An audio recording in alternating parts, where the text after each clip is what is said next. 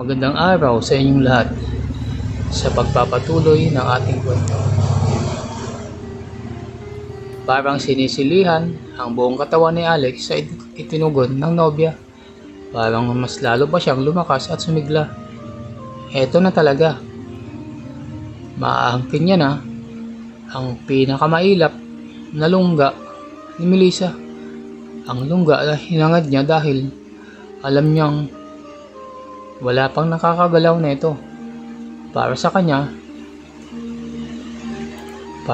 ito, at hindi lang basta lungga, ito ay ang lungga ng kanyang babaeng minamahal.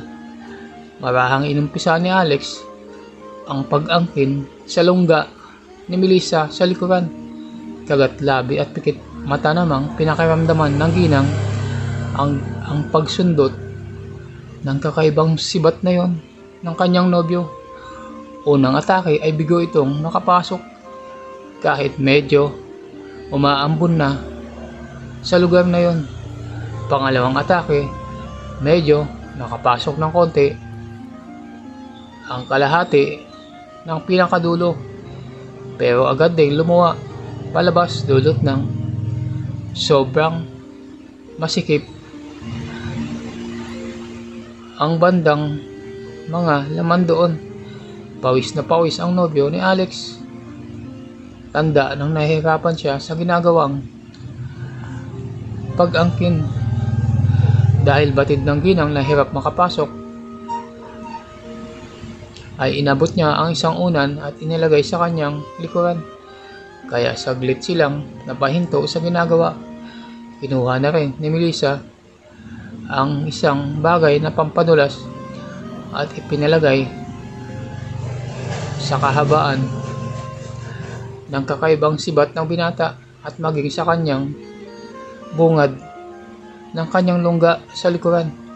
Nang makapwesto na ay binuka pa ni Melissa ang dalawang binti at sinabit sa kanyang braso para mas mabayangyang sa harapan ng binata ang kakaibang lungga na yon. Sabik na itinutok ni Alex ang bagay na yon na napapalibutan ng pampadulas. Dahang-dahang kumadyot ang lalaki, pero hirap pa rin dahil sa sobrang kipot ng lagusan ng may bahay. Kailangan gumawa ng ibang paraan para makapasok, kaya hinila ni Alex ang balakaw ng nobya papalapit sa kanya, kaya nga napaarko ang katawan ni Melissa. Ngayon ay malapit na sa mukha ni Alex ang dalawang kakaibang lungga na yon. Wala lang hinintay pa, agad sinibasib ng uhaw na bibig ng lalaki ang mga bagay na yon. Para itong naghihilamos sa mga likidong galing sa mga lunggang iyon. Hindi rin pinalampas ni Alex ang isa pang lungga na nasa harap niya rin.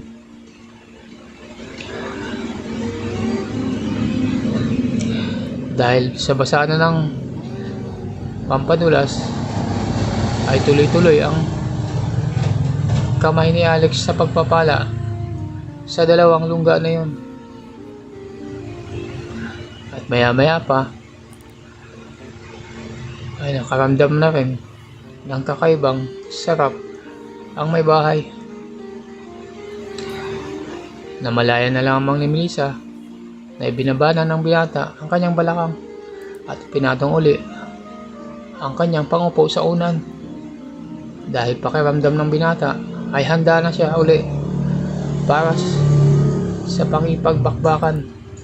Kahit nanghihina ay agad pa rin niyang hinabig ang dalawang binti upang bigyan ng akses ang nobyo sa susunod na gagawin. Mangyayari na. Ipinigit ulit ni Melissa ang kanyang mga mata at kinagat ang labi upang ihanda ang sarili sa pag-angkin ng binata sa mga lunggang iyon. Si Mike ang nakauna sa kanyang pagkababae noong unang gabi ng kanilang pulot gata. Masaya ang lahat ng araw na iyon nang ibagsak niya ang bataan sa kanyang mister. Ngayon naman ay bababa niya rin ang bandera ng kanyang likuran para sa lalaking itinuturan niyang pangalawang asawa. Malungkot ang binata at nagluluksa, kaya pagkakaloob niya ang kanyang pangalawang lungga. 2 beses siyang naunahan, 2 beses siyang may nauna sa 2 lungga. Una ay sa kasal ang okasyon at masaya, pero sa pangalawa ay libing at malungkot. Nasa ganung pag-iisip si Melissa nang maramdaman na lamang niya na may bumanat sa labi ng kanyang pangalawang lungga. Nakapasok ng bigla ang malaking helmet ng magiting na sundalo ni Alex sa kanya. Wala nang atrasan. Medyo nakakaramdam siya ng kakaibang sakit dahil sa ginawa ng binata. Tiimbagang si Melissa sa sakit sa pag-angkin ni Alex sa kanyang likuran. Dahan-dahan lang naman ang binata, pero sobrang malaki ang bagay na yon at hirap pa rin sa pagtanggap ang kanyang pangalawang lungga. Napasabi tuloy si Melissa ng dahan-dahan be. Daing ungol ni Melissa. Nanginginig din ang kanyang katawan dahil sa kakaibang hapdi, kasama pa ang pagod dahil sa pagpipigil ng hininga. Butil na butil pawis ang tumatagaktak sa kanilang katawan. Tanda ng hirap sa kanilang pinagdadaanan. Hindi rin nagmadali para sa tricycle driver ang ginagawang pag-angkin doon sa lungga ng nobya. Siya man ay nasasaktan din dahil sobrang nasasakal ang kanyang kakaibang sibat. Grabe, napamura si Alex at sinabi pang, "Mahal, sobra naman, hindi masyadong maipasok." Muling inabot ng binata ang kakaibang pampadulas at pinahid uli ito sa natitirang naka-expose na bagay na yon para mas madaling pumasok. Sisinghap-singhap pareho ang dalawang nagkakaplugan habang ginagawa ang kakaibang ritual ng pagmamahal. Halos mawala ng ulirat si Melissa sa sakit na dinaranas, pero mas tinapangan pa niya ang sarili upang may sakatuparan ang kagustuhan ng sinisintang nobyo. Sa ganitong paraan lamang niya mararamdaman ng binata ang kahalagahan nito sa kanya. Muling sinubukan ng binata na isulong ang bagay na yon, at dahil sa sobrang dulas na ito at ito'y kalahati ang napasok, ay tuluyan itong pumapasok at walang ano-ano pa'y na todo na ang pagpasok. Si Melissa na may hirap na hirap sa kanyang pakiramdam. Parang tinarakan naman ng punyal ang nararamdaman ng ginang sa biglaang pagpasok na yon.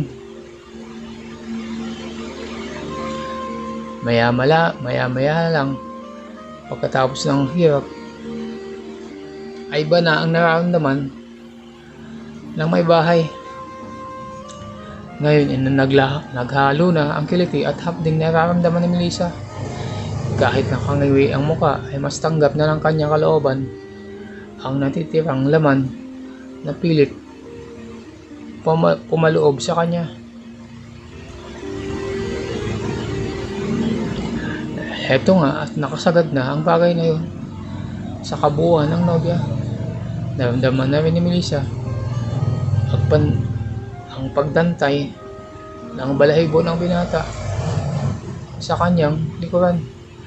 Mabilis pareho ang kanilang hininga ngayon, pati ang kanilang pagtibok ng puso. Nakakabingi ang lakas ng tambol na tumatahip sa kanilang dibdib dahil sa kaba. Saglit silang tumigil sa pagbalaw at napako sa kanilang sitwasyon. Hindi makapaniwala pareho na nagawa na nila itong bagay na to. Wala sa hinagap ni Melissa na maangkin ng binata ang kanyang likuran.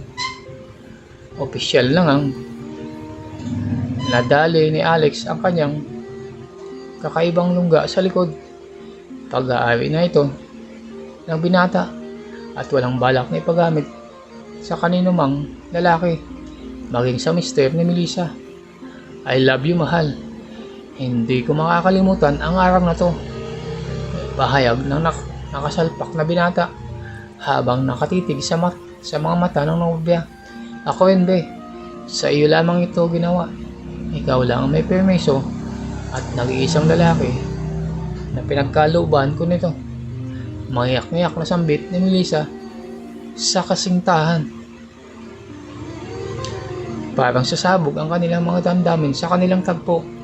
Kaya muli ay dumapa ang binata upang maglapat ang kanilang mga labi. Mainit ang naging sunod na eksena. At mainit rin ang naging halikan. Lunod sa kaligayahan at nakalimutan na ang update. Naramdaman na lamang nila ang pagsasalubong ng kanilang mga balakang. Hindi na basta nagpapalabas ng bogli ang dalawa. Nagsiping na sila na may pagmamahal sa kakaibang pamamaraan. Kinaya na ni Melissa ang sakit. Sakit na nag-umumpisa nang mawala. At sa kanyang pagtataka ay nakaramdam na rin siya ng kakaibang sarap. Siya din ay lumalaban na ng ulos. Hindi niya maintindihan ang sarap na nararamdaman niya. Para siyang madudumi o naihi sa ginagawa nilang pakikipagbakbakan. Lumakas na ang kanilang mga bulong at tila ito mga panaghoy. Natatabunan na ng malakas na kulong at kidlat at walang patid na pagbuhos ng ulan. Pabilis ng pabilis ang kanilang ritmo at kapwa gigil sa kanilang pagkakadugtong. Grabe, mahal. Ikaw ang pinakamasarap sa lahat. Ito ang nasabi ni Alex matapos ang kanilang ginagawang eksena at ritmo ng pag-ibig. Sa kabilang banda naman ay nanginginig si Mike ng malimpungatan. Sinubukan niyang tumayo upang hinaan ng aircon, subalit pagkatayo niya ay bigla siyang nakaramdam ng pagkahilo. Masamang-masama ang pakiramdam niya kaya saglit siyang umupo sa kama.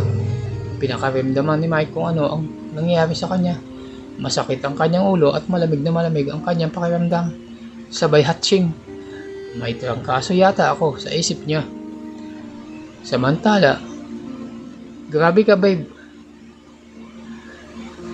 Grabe ang ginawa natin. Hingal pero palaban pa rin, sabi ni Melissa. Habang nilalagnat ang mister ay mainit naman ang naging salpukan ng kanyang may bahay at ang kalaguyo nito. Pinagpawisan ang dalawa. Magulong-magulo din ang buhok na magandang inan at malagkit na malagkit ang katawan dahil sa katatapos lamang na bakbakan. Madaling araw na nang matapos ang mga taksil sa kanilang pagpapakasasa habang masamang-masama man ang pakaramdam ni Mike dahil hindi lang lagnat ang dumapo sa kanya kundi trangkaso.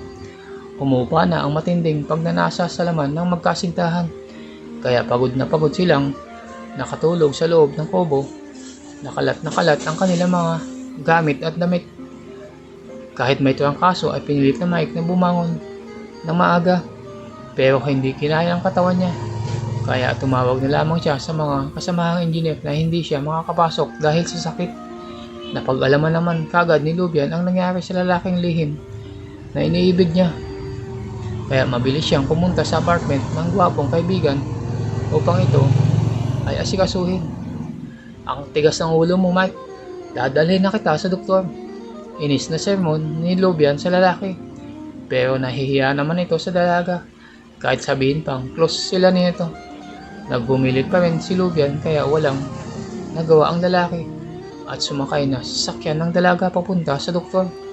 Asikasong asikaso ng umiibig na dalaga ang kaibigan na para bang siya ay girlfriend o asawa ni Mike. Samantala ay alas 9 na nagising ang mga dalawang ulupong dahil sa puyat, ngunit pagkagising ay muling nagtalik ang magkapareha. Nanay mo walang kasawa-asawa sa laman ng isa't isa. Imbis na si Mike ay ang inaalala ni Melissa ay ang kasintahang kalabuyo ang inaasikaso nito. Katunayan ay nakasalampak na naman sa bibig nito ang kakaibang sibat na yun. Kahit man lang tawagan ng mister pagkagising ay mas inuna pa nito ang pangangailangang pisikal ng kanyang mabogling nobyo. Sinubukang namang tawagan ni Mike ang magandang may bahay pero nakapatay pa rin ang cellphone nito kaya tinext na lamang niya para ipaalam ang kanyang kalagayan. Ang iniisip niya ay basic pa ito sa pagkakaalam niya ay ngayon libin ng tiyahin ni Alex pero ang hindi niya alam ay ibang sibat ng kaibigan ang nakalibing sa lagusan ng kanyang asawa ng mga oras na yon. Ang akala ni Mike na nagluluksa ang kaibigan ay walang patawad ang ginagawang pagbibigay ng ayuda sa kanyang may bahay. Imbis na umiiyak si Alex ay walang patid ang pagbulong-bulong nito ng kakaibang salita at muorong sulong ang kanyang kakaibang sibat. Akala niya ay nagtitipid sa battery ang asawa pero ang katotohanan ay ayaw nitong paistorbo habang nagpapaserbisyo sa binata. Tanghali na ay nakauwi na rin si Mike sa kanyang tinitirhan kasama magandang dalaga. Parang bata kung totoo ni Lobby ang lalaki may sakit. Natatawa naman si Mike sa loob niya dahil parang nanay niya ito kung umasta. Bagay na hindi nagawa ni Melissa kahit noon pa. Hindi niya maiwasang isipin na never pa niyang naranasan na i-baby siya ng kanyang misis sa loob ng kanilang pagsasama. Siya pa nga ang palaging nag-aasikaso dito. Hati din sila ni Melissa sa mga gawaing bahay. Pero pag nagkasakit siya, ay hindi ganito kung mag-alaga ang misis niya. Oh, umigop ka muna ng mainit na sabaw. Ani ni Lubian habang hawak nito ang kutsara at ipinapasubo sa lalaki. Natawa naman at sinabihan na siya na lang ang gagawa dahil siya ay nahiya pero ayaw paawat ng dalaga. Hindi iniwan ni Lubian si Mike hanggang makatulog ito. Matamang tinititigan ng dalaga ang maamo at gwapong mukha ni Mike habang mahimbing itong nakatulog matapos niyang painumin ng gamot. Ang gwapo mo talaga, saka ang bait pa. Sana ako na lang ang asawa mo. Pusal ng magandang dalaga habang pinagmamasdan ang tulog na kaibigan. Nag-iwan muna siya ng sulat at inilagay sa tabi ni Mike bago umalis. Hapon na rin nang umalis sina Melissa at Alex sa probinsya. Dinaanan muna nila ang mga kakilala at inahabilin ng binata sa isang kaibigan ang lupain na naiwan ng kanyang tiya Celia. Holding hands pa ang dalawa habang naghihintay ng tricycle papuntang bayan. Akalain mong tunay na mag-asawa kung umasta ang dalawa. Nasa bus na magkasintahan nang i-check ni Melissa ang cellphone. Nabasa niya ang text ni Mike. Nakonsensya tuloy siya kaya agad na tinawagan ng mister. Nagising naman si Mike sa tawag ng kanyang may bahay at saglit silang nag-uusap at kinumusta ang kanyang kalagayan. Tahimik lamang si Alex habang nag-uusap ang mag-asawa. Nang magpaalam ay mabilis na pinutol ni Melissa ang linya para hindi siya makapag-I love you sa mister dahil batid niyang masasaktan naman ang lalaking katabi. Hati ang damdamin ni Melissa. Hindi niya batid kung sino ang mas matimbang sa kanyang puso sa pagitan ng dalawang lalaki sa buhay niya. Tangi ang moralidad at kahihiyan na lamang ang pumipigil sa kanya upang tuluyan ang ihahag kay Alex ang kanyang nararamdaman para dito. Nahalata naman ni Mike ang pagmamadali sa boses ng kanyang asawa. Although nag-aalala ang boses nito, para sa kanya ay naging palaisipan para sa kanya ang inaasta ng kanyang misis nitong mga nakaraang araw. Hindi siya ang tipo ng lalaki na seloso at may tamang hinala, lalo na at kilalang kilala niya ang kanyang mabait at may bahay, ay hindi niya maiwasang makaramdam na may kakaiba mula dito. Muli namang bumalik si Lubian kinagabihan para siguruhin makakain ng maayos at makainom ng gamot ng lalaking tinatangi. As usual ay kung todo ang asikaso nito sa asawa ni Melissa. Flattered naman si Mike sa klase ng pagkalinga na ibinibigay sa kanya ng dalaga. Batid niyang tunay ang ipinapakita nito sa kanya at masasabi niyang mabuting tao ito. Swerte ang lalaking makakabihag ng puso mo. Nakakinti at papurin ni Mike kay Lubian habang nakaupo ang dalaga sa kama at minamasdan ang inhinyero na kumakain ng dinner. Swerte mo, ang naiusan ni Lubian sa kanyang isipan, pero tanging ngiti lamang at salamat ang naitugon nito sa pahayag ng lalaking kanyang napupusuan. Hindi na napansin ni Mike na nag-blush ang mukha ni Lubian dahil sa kanyang mga sinabi. Kaalis lamang ni Lubian ng mga pasado alas 8 ng gabi nang tumawag muli si Melissa kay Mike. Kararating lang din ng magandang may bahay sa kanila. Han, kumain ka na? Kawawa naman ang honey ko. Uminom ka na ng gamot mo? Nag-aalalang sabi ni Melissa na ngayon ay nasa kwarto na nila mag-asawa at naiwan sa sala si Alex. Bumalik na ulit ang natural na lambing at pag-aalala sa kabiyak nito, lalo pa at hindi rinig ng kalabuyo ang sinasabi ng asawa. Nag-iba naman ang timpla ng mood ni Melissa nang banggitin ni Mike na pinuntahan siya ni Lubian at inasikaso. Wala sa isipan ng inhinyero na magsiselos ang kanyang may bahay dahil siya man ay walang mali siyang nararamdaman sa kaibigang dalaga.